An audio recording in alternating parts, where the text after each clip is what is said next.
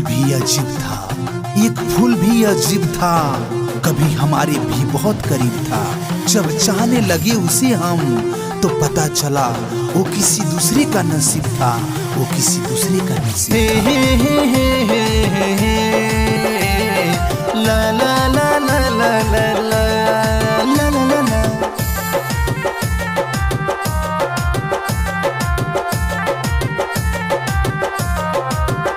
जैसे ढालू कहार वैसे देदा जहार, सुनत हरू ए जान। जैसे ढालू कहार वैसे देदा जहार, हमारा जिंदगी के नैया फसल बा भंवर। सगरो अन्हार कइलू तबो न हमार भइलू, सगरो अन्हार कइलू तबो न हमार भइलू।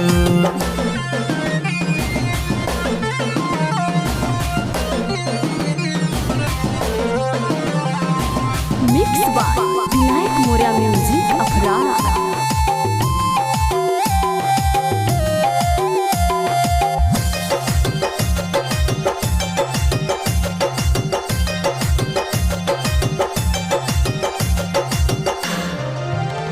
अरे झूठा तू किरिया हमारा से खैलू, तनको फिकिरिया हमार न कैलू, दिहलू तू गंभारी।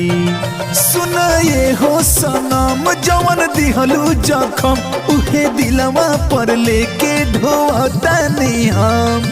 इतना तू प्यार कैलू तबो न हमार भइलू, इतना तू प्यार कैलू तबो न हमार भइलू।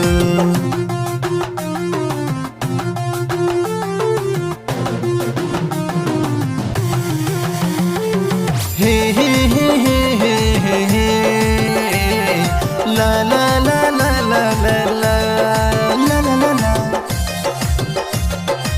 मिक्स बाय विनायक मोरिया म्यूजिक अफराद। अरे देखी के मौका दिहलू धोखा हमरा जीवन के, कैलू खोखा मंटू बाबा संगे गईलू।